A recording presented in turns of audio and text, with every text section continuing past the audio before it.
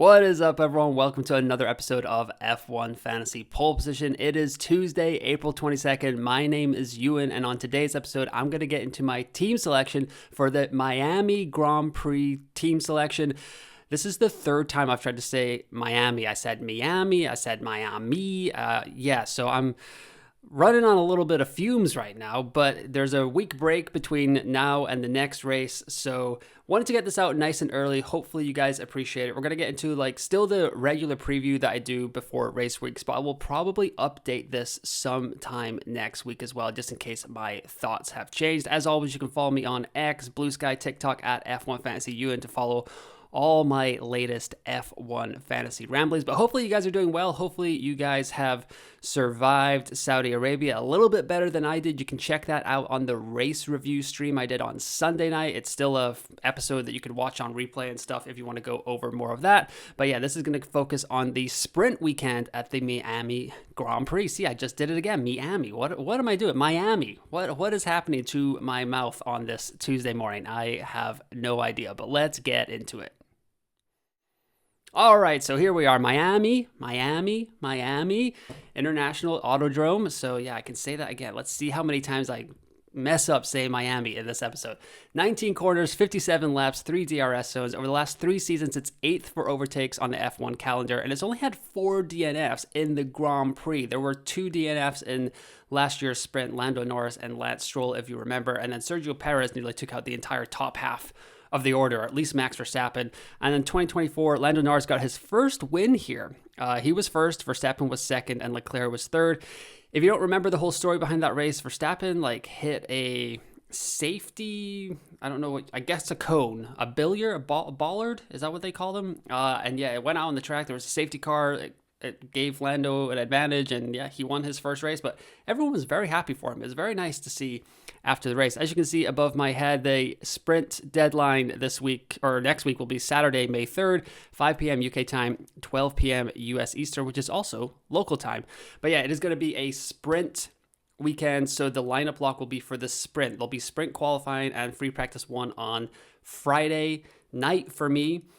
And then the deadline will be for the sprint race on Saturday. So make sure you don't get caught out by that. But overall, Miami's okay for overtakes. I mean, it is 8th on the calendar.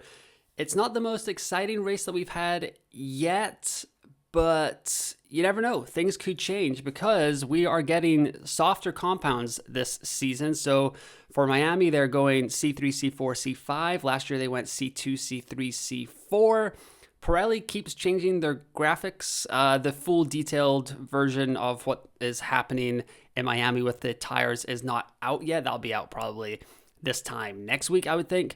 But yeah, sometimes they have a red graphic, sometimes they have a black graphic, sometimes they have the detailed graphic. So this is what we got this week, the black graphic, which is from last season as well. C3, C4, C5, they're going softer compounds. Hopefully that makes it a little bit more of an interesting race because this has been typically a one-stop race.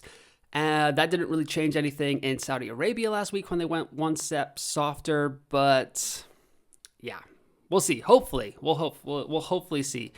Looking at the weather, this is a pretty far out forecast. As of right now, we're still 10, 11 days away from any racing whatsoever, but it looks like it's going to be sunny, it's going to be hot, it's going to be dry mostly. Sunday, which is the big graphic on the screen here, has the highest chance of precipitation, 20% probability of precipitation on Sunday, but this could change as well. So I'll definitely update this next week on the kind of updated race preview that we'll go into for the Miami Grand Prix.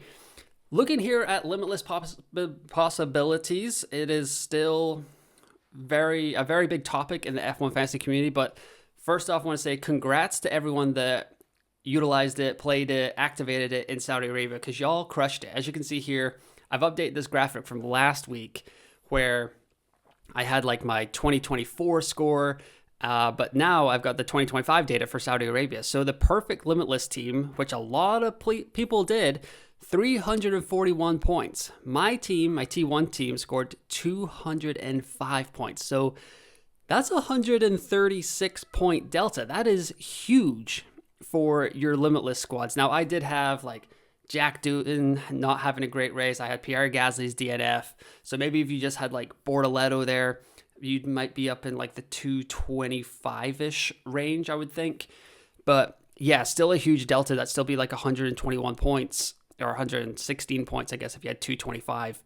And yeah, that's huge. So if you played Limitless in Saudi Arabia, great job by you. But there are still more opportunities coming up here over the next 2 or 3 races. Miami is a sprint weekend. So that's 3 point scoring sessions compared to just 2 in a regular Grand Prix. And then Imola, which is what I'm lining up right now. We're going to get into that in my team selection, which if you don't have time to watch the whole episode, I should have said this at the top, but there are timestamps in the description below. So make sure to check that out as well. Imola here, 23rd for overtakes, or second worst for overtakes on the F1 calendar. 3 DNFs from 2022 to 2024. They've only had 2 races here. I guess they had a sprint in 2022 as well, but I didn't count that. And then, yeah, the delta there is bigger than the delta in Miami. So as you can see here, Miami Limitless score, some hashtag loosey-goosey math that Michael had on the Sunday stream. So I appreciate that. The channel is getting known for the very well-known scientific results that this YouTube channel produces. So the hashtag loosey-goosey math will live on, hopefully. But yes, looks like it was about a 56 point delta from Miami to my T1 squad last year, and then about an 88 point delta.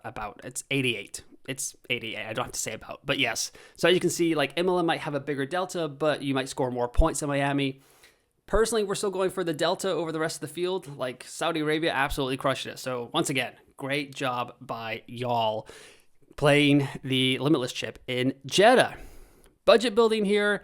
This is what a little topic that I want to focus on before we get into team selection and stuff like that. So we need to kind of watch out what's happening with our budget building, because when we went into Saudi Arabia, we had Suzuka as a 3-race rolling average, then Bahrain, and you can see that a lot of people, while there were still teams that grew about 2 million in budget, I don't think I saw anyone touch 3 million this week, just based on what happened in the race. But Miami is going to be a sprint race. Bahrain was pretty high scoring.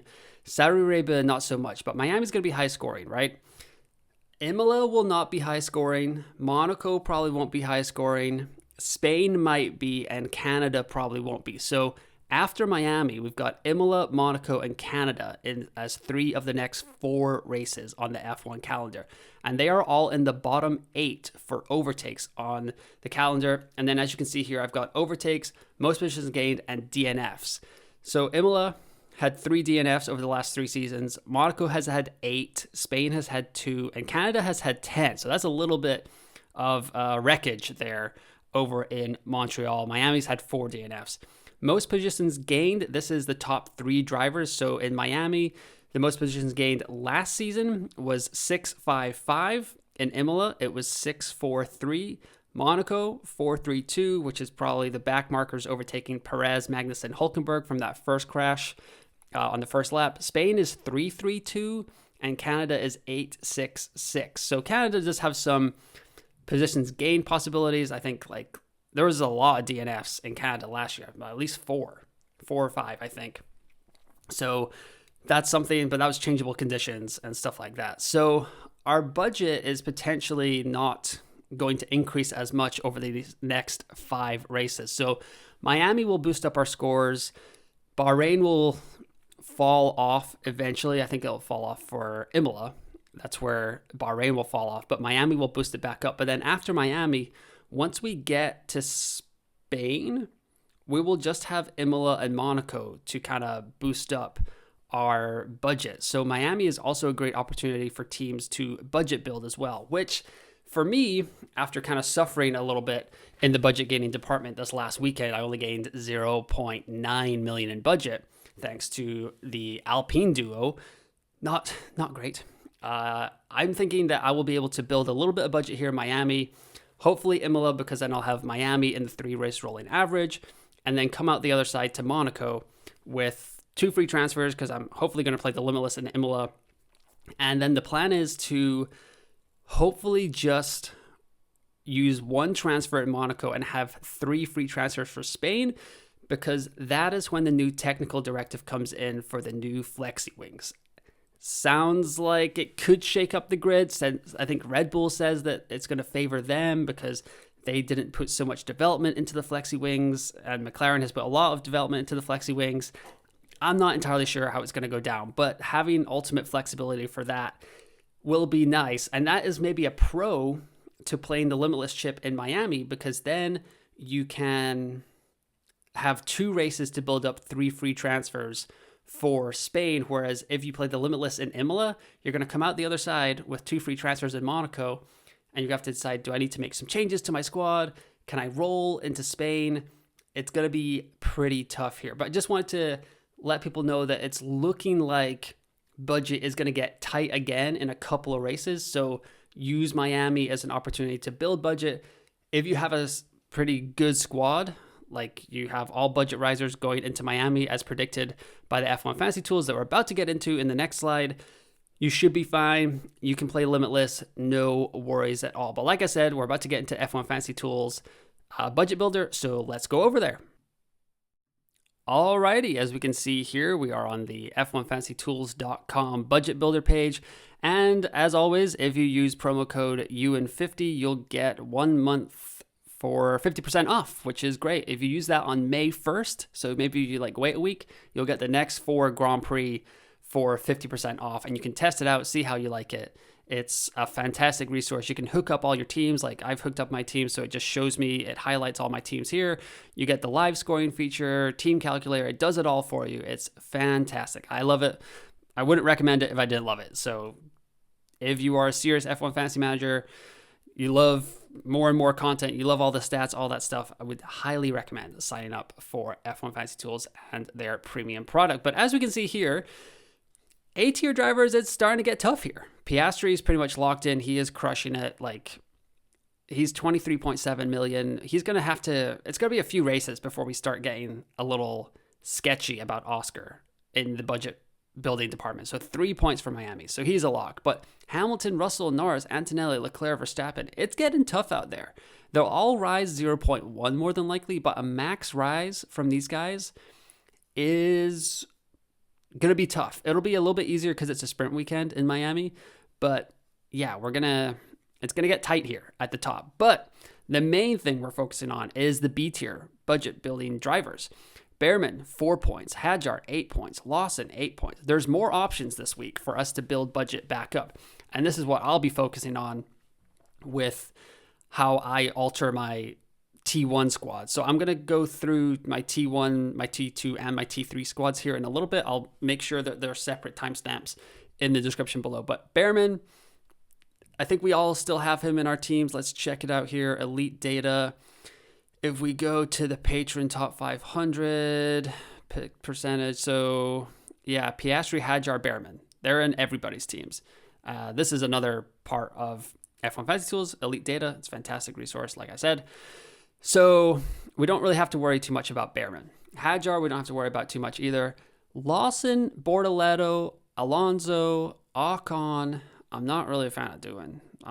I'm sorry, Jack. It was one and done for us, or two and done, because I've had you for 2 races now, and it's over. I'm sorry.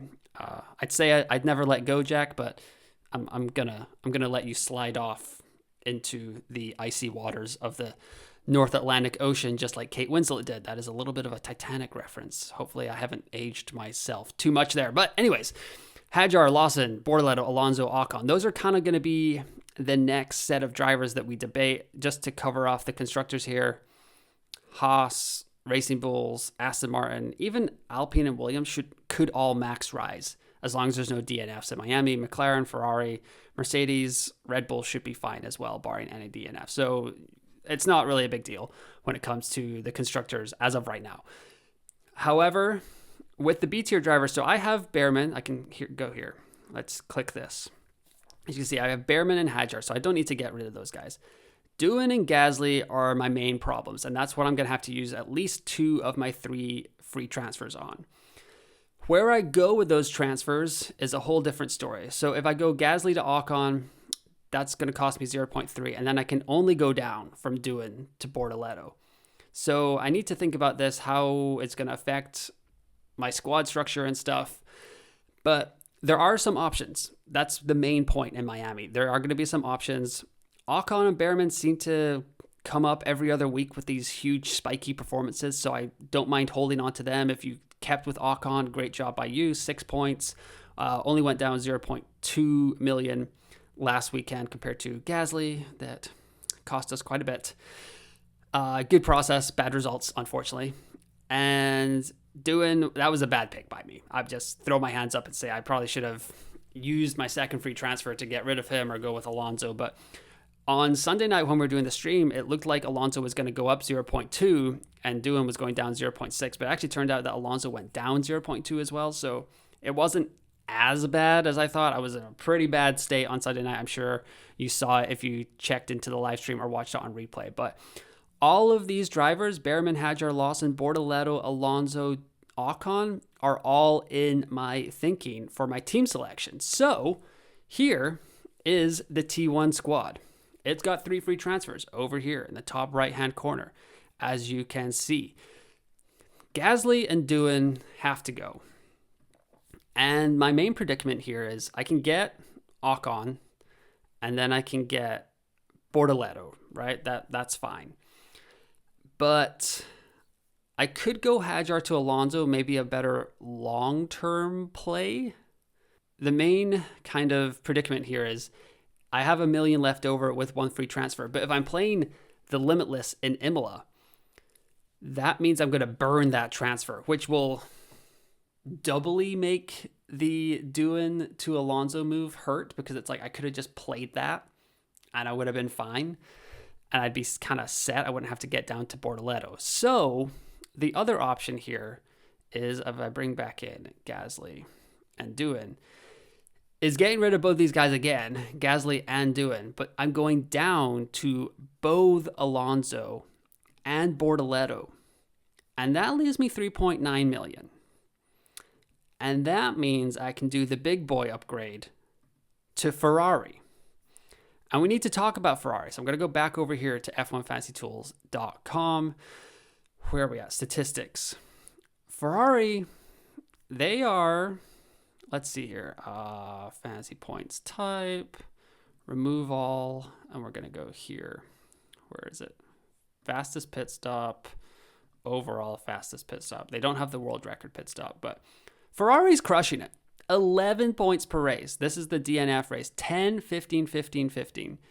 They have scored the fastest pit stop in every race where they have not had a driver disqualified. And that needs to come into our thinking, because now when we select all, we can see that Mercedes was there, but they've also been outscored by Ferrari in 2 of the last 3 races. And they tied in Japan.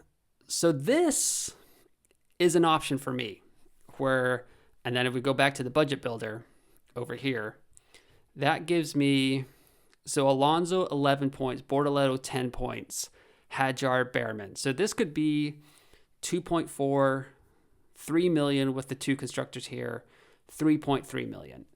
I guess I would be hoping Bortoleto getting 10 points is probably a lot. So 2.9 million to rise up is not bad. Alonso as well. So it could be 2.5 million if I'm being more realistic.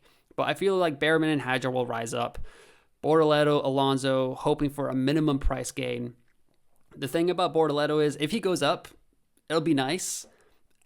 But he might fall back down in Imola when I play him a Limitless chip. But it'll just be a 0.2. If Alonso has a banging weekend, along with the 7 points he scored here in Saudi Arabia, along with say he gets like 15 points, we could be looking at a really good weekend. And you know what? I can actually quickly call up this PAT graphic and we can look at it here. So this is Alonso. So 11 points in Miami. He'll need 7 points in Imola. The only problem is that Aston Martin is a tractor. Alonso is trying to pull it as much as he can, but this kind of makes him a pretty good option for me in F1 Fantasy. And if I can find Bortoleto here, Where are you, Gabriel Bortoleto. Here we go.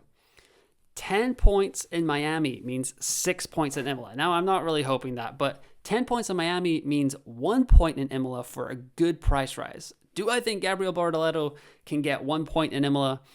Yes. Yes, I do.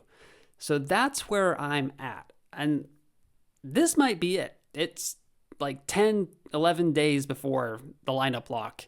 And this is where my head is at. This is where like I can get in the top 2 constructors, still score some points, still score some budget, set myself up for Imola with the Limitless, bingo bango, get in some upgrades or updates for the teams when the European season starts here in a few weeks.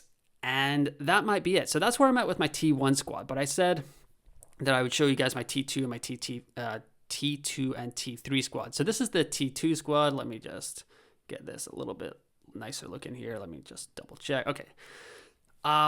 This is probably going to be a Limitless. Piastri, Bortoleto, Hadjar, Ocon, Behrman. Like we can see here, all of those guys are likely to rise. So this is a Limitless squad. It's okay. I got $1 million in the bank. This is where I'm at. I think that T2 squad is fine. The T3 squad, I messed up a little bit by going double Alpine. And that's going to make it a little bit tougher to maneuver around here. So 0.1 in the bank. Let me know in the comments below what your lineup decisions are, and we can go over them together. But Gasly, Russell, Alpine, not great. So Alpine are still kind of set to rise. 14 points could be a thing. But if I want a Limitless in Imola with this squad, I'm going to have to set that up again as well. So I have to bring in Mercedes. That leaves me 14.9 million. That can get me to, I'm pretty sure, a Ocon and Bortoleto build. That's a 10-point hit, which I don't love, but it does set my team up quite nicely for Imola. It's a little bit different than T1 squad, but that's maybe where I would go with 2. If I couldn't take a hit, I guess I would have to, let me go back here. I'd have to get rid of Gasly for sure and Alpine. So that would probably set me up with probably an Alonso and going to a Haas and just budget building that way. How are we looking here for Haas? -16. Let's see if Pat, the GOAT of future predicting F1 fantasy content, has anything for us here. I'm trying to find it. I've got it. Here's Haas.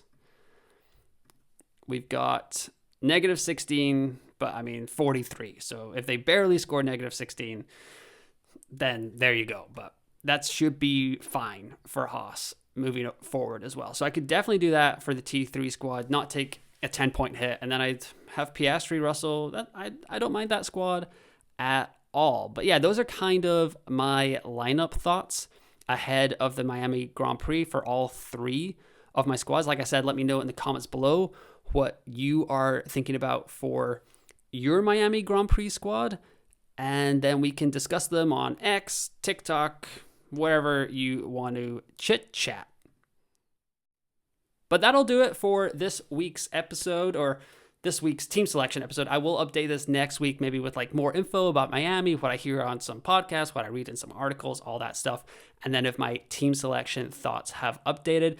Got a different episode coming out on Thursday. Going to have a interview with another content creator, so I'm looking forward to that. So if you have any questions for another content creator, let me know in the comments below, like what their strategies are, what they've been doing differently this season.